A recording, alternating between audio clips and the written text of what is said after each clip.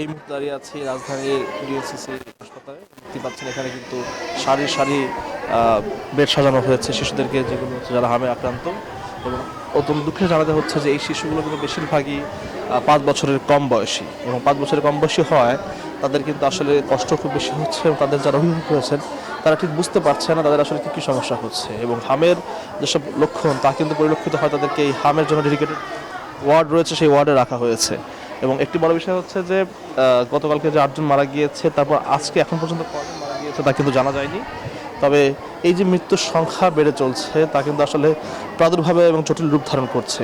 গত মার্চ মাস থেকে দেশ জুড়ে এই রোগের প্রাদুর্ভাব যখন তীব্র আকার ধারণ করে, তারপর থেকে কিন্তু এই হাসপাতালটিতে প্রতিটি ওয়ার্ডেই এই হামের রোগী প্রায় কারায় কারায় পূর্ণ। এবং দেখতেই পাচ্ছেন প্রতিটি বেডেই কিন্তু শিশুরা রয়েছেন, এবং তারা কিন্তু অভিভাবক কেউ ঘুমাচ্ছেন, কেউ কাঁদছেন।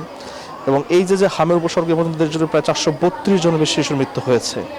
এবং ডেটা বলছে যে এখন পর্যন্ত প্রায় 53,056 জন শিশু কিন্তু হামের লক্ষণ নিয়ে হাসপাতালে চিকিৎসা নিয়েছে, যার মধ্যে এখনও হাজার হাজার শিশু রয়েছে বিভিন্ন হাসপাতালে। এবং ল্যাবরেটরিতে নিশ্চিতভাবে হাম শনাক্ত হয়েছে প্রায় 7,150 জনের। এবং সে ডেটা অনুযায়ী আমরা দেখতে পেয়েছি যে আক্রান্তদের সিংহভাগই প্রায় 79% আসলে 5 বছরের কম বয়সী শিশু। এবং গত 24 ঘন্টাতেও কিন্তু দেশ জুড়ে হামের উপসর্গে যে 8 জন শিশু মৃত্যু হয়েছে তাদের ক্ষেত্রে কিন্তু একই উপসর্গ দেখা গিয়েছে। তবে ডাক্তাররা আসলে রাত দিন কাজ করছেন এই রোগীদের চিকিৎসা দেওয়ার জন্য। তবে সংখ্যাটা এতটাই বেশি যে সেই অনুযায়ী ডাক্তারের সংখ্যা বেশ অপ্রতুল বলছেন এখানকার যারা সংশ্লিষ্ট তারা বলছেন। এবং দেশের 64 জেলার মধ্যে প্রায় 18টি জেলায় কিন্তু এর প্রাদুর্ভাব শিকার হয়েছে, যার মধ্যে ঢাকা বিভাগে সবচেয়ে বেশি মৃত্যু হয়েছে 143 জন। এবং সর্বোচ্চ সংক্রমণ রেকর্ড করা হয়েছে ঢাকা বিভাগে প্রায় 4,885 জন।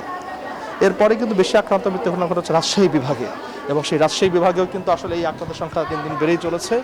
সেই রাজশাহীতে এখন আমাদের সাথে রয়েছেন আমাদের সহকর্মী মুর্তজা। তো মুর্তজা আমাদেরকে জানাবেন রাজশাহীতে আসলে কি অবস্থা।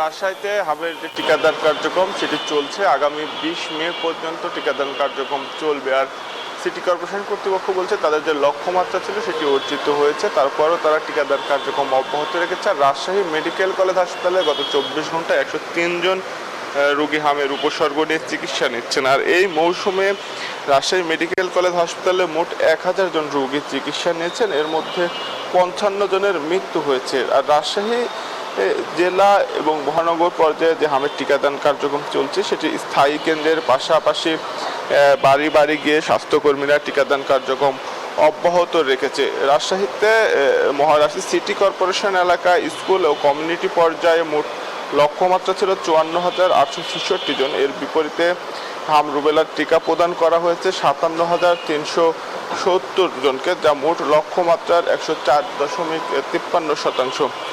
আর এর পাশাপাশি রাজশাহী জেলাতে লক্ষ্যমাত্রা ছিল 2,01,976 জন। এর মধ্যে 2,05,687 জনকে টিকা দেওয়া হয়েছে। আর স্কুল ভিত্তিক কেন্দ্র রয়েছে 573টি, আউটরিচ কেন্দ্র রয়েছে 1,584টি, এবং স্থায়ী কেন্দ্র জেলা পর্যায়ে রয়েছে 10টি। উপজেলা পর্যায়ে লক্ষ্যমাত্রা নির্ধারণ করা হচ্ছে বাগমারাতে 30,986, পবাতে 27,070। সব মিলে যে লক্ষ্যমাত্রা সেটি অর্জিত হয়েছে, তবে তারপরেও টিকা দান যে কার্যক্রম সেটি চলছে।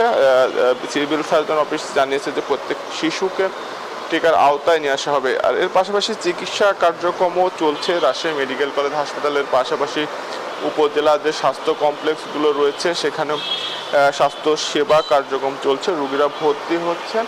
তবে বিশেষজ্ঞ যারা রয়েছেন তারা সতর্ক থাকার পরামর্শ দিয়েছেন, এবং এখনও যারা টিকা গ্রহণ করেননি তাদেরকে হামের টিকা নেওয়ার কিন্তু পরামর্শ দিচ্ছেন। এই ছিল রাজশাহী থেকে সর্বশেষ তমা। জি, ধন্যবাদ আপনাকে।